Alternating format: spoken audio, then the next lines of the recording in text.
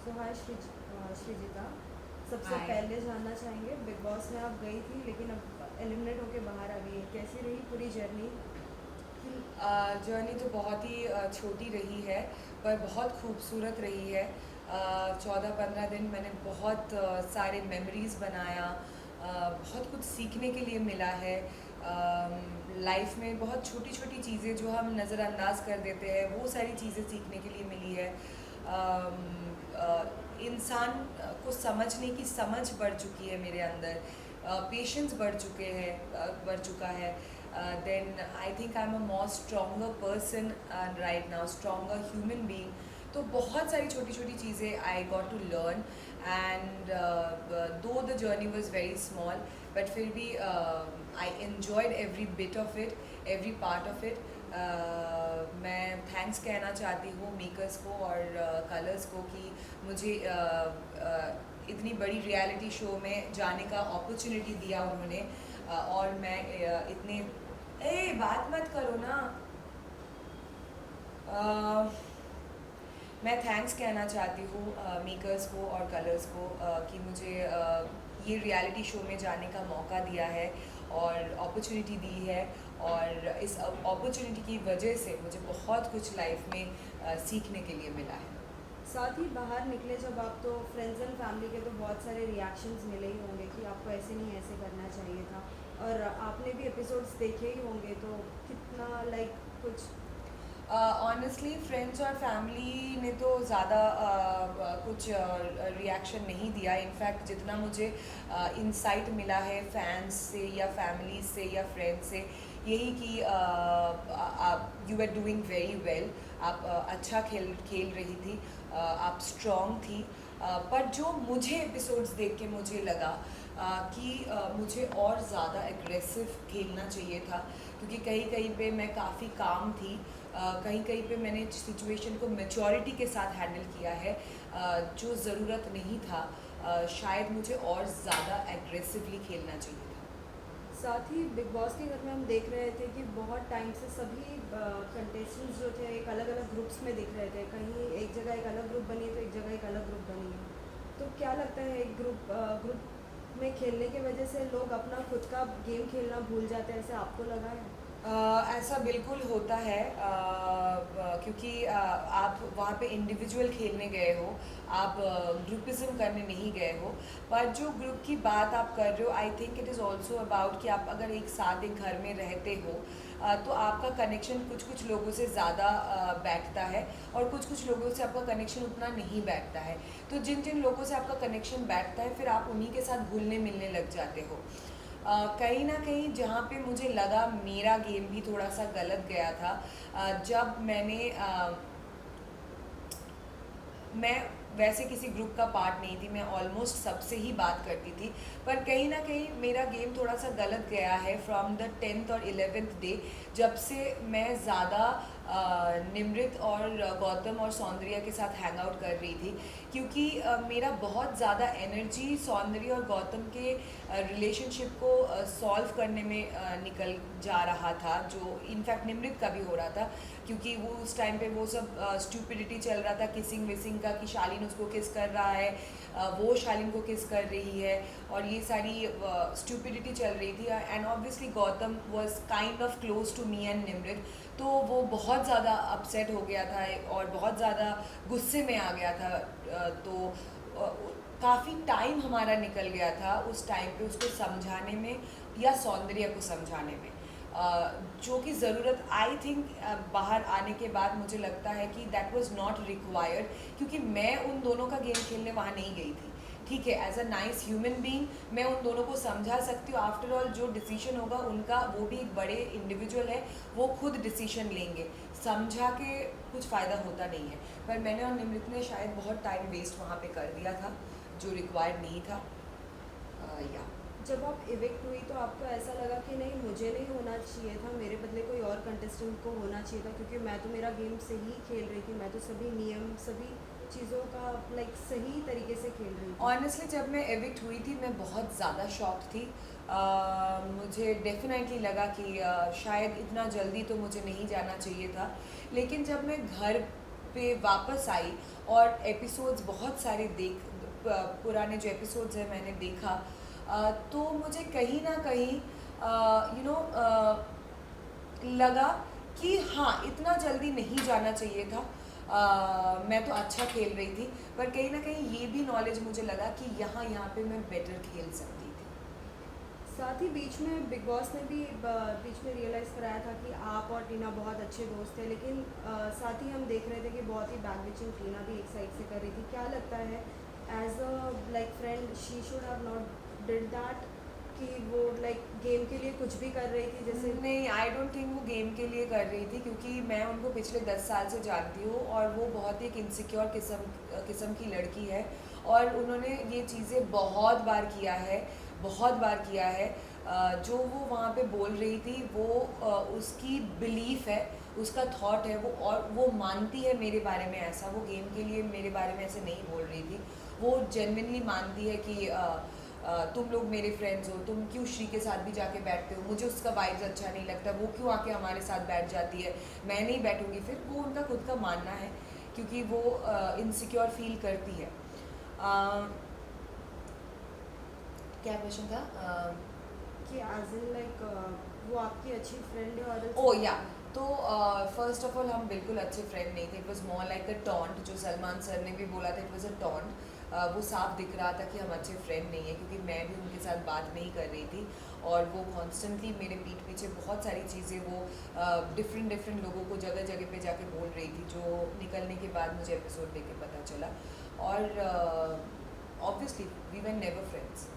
साथ ही big boss के घर के बाहर निकलने के बाद लाइक सही ऐसी बात है कि पूरा रूटीन चेंज हो जाता है, तो कितना सबसे ज़्यादा मिस किया है कोई ऐसा कंटेस्टेंट जिसके साथ हमेशा से डेली लाइक बहुत अच्छा बॉन्ड था? ऑनेस्टली हाँ, रूटीन तो बिल्कुल भी चेंज हो जाता है कि आप बाहर की दुनिया के साथ बिल्कुल कनेक्ट नहीं कर पाते हो। अभी तक मैं कनेक्ट नहीं कर पा रही हूँ, शायद मेरा शरीर इधर है, पर दिमाग, मेरा सोल, मेरा सोच, सब कुछ उसी घर में भटक रहा है। और मैं ऐसा किसी एक को ऐसा कुछ नहीं कि मैं मिस कर रही हूँ, मैं बहुत लोगों को मिस कर रही हूँ, मैं वो माहौल मिस कर रही हूँ, वो कांस्टेंट बातचीत में मिस कर रही हूँ, वो उस घर को मिस कर रही हूँ, और डेफिनेटली बिग बॉस की आवाज़ को मिस कर रही हूँ। साथ ही हमने देखा कि बीच में आपकी बहुत लोगों के साथ थोड़ी बॉन्डिंग थोड़ी वैसी हो गई थी, जैसे किचन एरिया में गौरी के साथ कुछ चीज़ें हो रही थी जिस पे आपने भी कुछ कहा और गौरी ने भी कुछ कहा। क्या लगा कि किसकी गलतियाँ थी और किसे उसमें लाइक सुधार रखना चाहिए था? देखिए, गलतियाँ तो मतलब मेरे हिसाब से ऑब्वियसली वो गलत थी, उनके हिसाब से मैं गलत थी।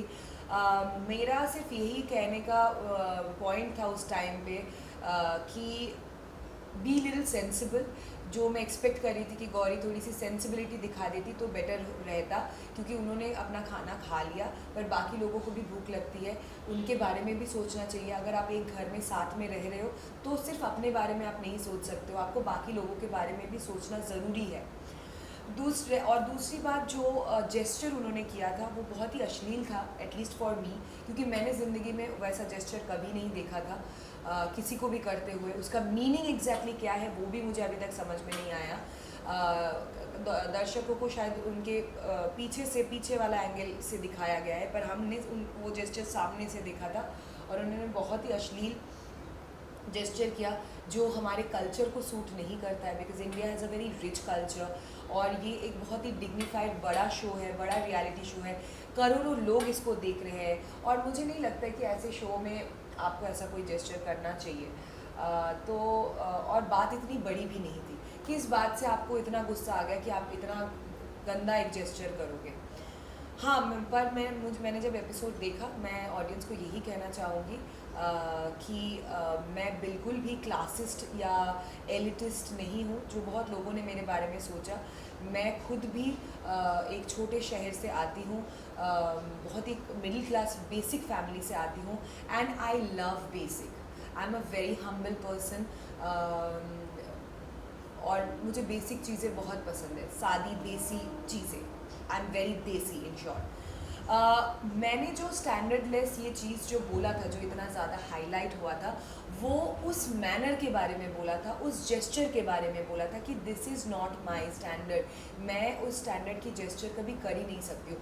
मैंने पर्टिकुलरली उस सिचुएशन को रेफ़र किया था कि एक छोटी सी बात पे आप इतना गंदा एक जेस्चर कर रहे हो, अश्लील जेस्चर कर रहे हो, दैट इज़ स्टैंडर्डलेस। नॉट कि आपके बैकग्राउंड क्या है, आप कहाँ से आते हो, वो मेरी मेंटालिटी नहीं है, क्योंकि मैं खुद भी बहुत बेसिक और देसी। या दैट्स ऑल। एंड अगर मैंने किसी का सेंटिमेंट कुछ हर्ट किया हो then I am really very sorry, but मैं वापस से बोलना चाहती हूँ, मैंने उस सिचुएशन को, उस सर्कमस्टेंस को, उस झगड़े को मीन किया था, उस जेस्चर को मीन किया था। साथ ही हमने देखा हाल ही में सुम्बुल के डैड भी आए थे, उसे कहीं ना कहीं वो समझाने की कोशिश कर रहे थे, एक इंडिकेशन देने की कोशिश कर रहे थे। जो ग्रुप होता है वो कहीं ना कहीं आपका यूज़ करता है, लेकिन वो समझ नहीं पा रही थी। आपको क्या लगता है कि और भी कितने लोग हैं इसमें जो अभी भी एक ग्रुप के चक्कर में फंसे ही जा रहे हैं और खुद का गेम खेल नहीं पा रहे?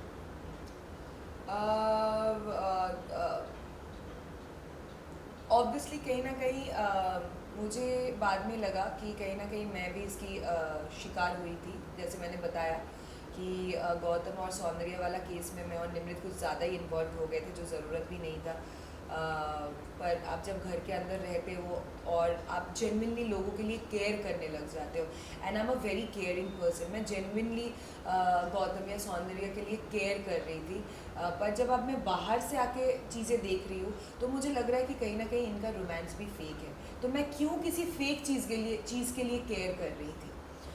अगला target is for sure Sumbul, क्योंकि सुम्बुल को आके उसके पापा समझा के जाने के बाद भी अंकल ने उस दिन बहुत अच्छी चीज़ें कही है, फिर भी वो नहीं समझ रही है, क्योंकि कहीं ना कहीं वो अपना पोजीशन खो रही है घर के अंदर और वो वीक पड़ रही है, और उसको कहीं ना कहीं किसी का सपोर्ट की कॉन्स्टेंटली ज़रूरत है।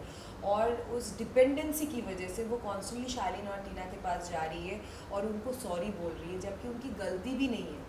आप शालीन और टीना को किस बात के लिए सॉरी बोल रहे हैं? सो या I would say Sumbul is also getting involve in this whole thing, group वाला चीज़ में, और वो अपना गेम सही से नहीं खेल पा रही। साथ ही ये भी जानना चाहेंगे, हाल ही में लाइक शालीन ने भी कहा था कि जो मेरी वाइफ है वो मेरी बहुत ही अच्छी फ्रेंड है, लेकिन उसके बाद ही बाहर बहुत सारे लाइक रिएक्शंस आए, आपने भी पढ़े होंगे, आपने भी देखे होंगे। क्या लगता है जो वो कहते हैं वो सच होता है या फिर वो एक झूठी गेम, एक झूठा फेस लाइक? नहीं, शालीन का मुझे डेफिनेटली डे वन से ही ऐसा लगता है, और बहुत जगह पे भी शायद मैंने ये कहा है that I don't like Shaleen because he is extremely fake. वो बहुत ही एक फेक इंसान है। वो कॉन्स्टेंटली कोशिश करते हैं कि अपने बारे में एक फेक इमेज क्रिएट करने के लिए, और वो अपने बारे में एब्सोल्युटली फेक चीज़ें सोचते हैं। वो मतलब अपने बारे में सोचते हैं कि वो सातवीं आसमान में रहते हैं, like all about air, and he is living in a bubble. और वो मैंने पहले भी बोला है कि बबल का क्या होता है ना, कि ज़मीन के ऊपर तो रहते हैं पर बहुत ही जल्दी फट भी जाता है। तो ही इज़ वेरी फेक। और मुझे उनके पर्सनल उस स्पेस पे मैं कमेंट नहीं करना चाहती हूँ कि उनकी वाइफ के साथ उनका क्या रिलेशन है क्या नहीं है, क्योंकि मैंने कभी नहीं देखा है उन दोनों को। But about the show, in the show मैंने जितना शालीन को देखा और समझा है, he is extremely fake. He is constantly trying to portray an absolutely fake image about him towards the audience. साथ ही बीच में जब सलमान सर आए थे अंदर, like dinner party and all हुई थी, उसमें कहीं ना कहीं शालीन भी खुल के बोल दिया था, शालीन ने भी, कि अगर बिग बॉस का अगर पूरा का पूरा as in like Salman sir के जगह पे आने मिले तो मैं तो आने के लिए रेडी हूँ। लेकिन इस पर बहुत सारे लोगों के कमेंट्स और रिएक्शन आए थे, आप सभी के रिएक्शंस क्या थे? हमारे रिएक्शन भी ये था कि भाई मतलब आपने मतलब उस पे रहो, सलमान खान बनने की कोशिश ना करो, क्योंकि दीज आर लेजेंड्स, राइट? वो लोग लेजेंड्स हैं, और अगर वो आज एंकरिंग कर रहे हैं तो वो 15 या 16 सालों से कर रहे हैं, और वो डेफिनेटली बहुत अच्छे कर रहे हैं। सिर्फ आप, जैसे मैंने बोला, वो फेक इमेज और फेक वजह से, क्योंकि मैं अपने आप के बारे में इतना ऊंचा सोचता हूँ या सोचती हूँ कि मैं अपने आप को सलमान खान की जगह पे देख रही हूँ। बहुत ज़रूरत है कि आपके आंखें खुल जाए और आप उस जगह पे कभी नहीं पहुँच सकते हैं। He is a legend. तो please try to be more respectful towards this kind of people. मुझे लगता है कि उनके अंदर इसकी भी कमी है, रिस्पेक्ट दिखाने की भी कमी है। जिस तरीके से उन्होंने डॉक्टर के साथ बात किया या जिस तरीके से वो ये सब बोल जाते हैं, he needs to learn morals and how to respect people. साथ ही फर्स्ट डे से हमने देखा था कि अर्चना और निमृत के बीच में बहुत सारे क्लैशेस हो ही रहे थे। कहीं ना कहीं लोग ये भी कहते थे कि अर्चना तुम्हारी आवाज़ बहुत लगती है, और जब भी तुम बोलती हो कोई मुद्दे पे नहीं बोलती हो, सिर्फ तुम दिखने के लिए बोलती हो। आपको क्या लगता है, वाकई अर्चना ऐसी है? नहीं, एक्चुअली मुझे भी इनिशियली ऐसा लगा था, बट वो बहुत ही फ़नी लड़की है, फुल ऑन एंटरटेनमेंट है। अभी अगर वो दिखने के लिए भी कर रही है तो भी सही, क्योंकि वो एंटरटेन कर रही है लोगों को, राइट। और शो हम क्यों देखते हैं? एंटरटेनमेंट के लिए आफ्टर ऑल।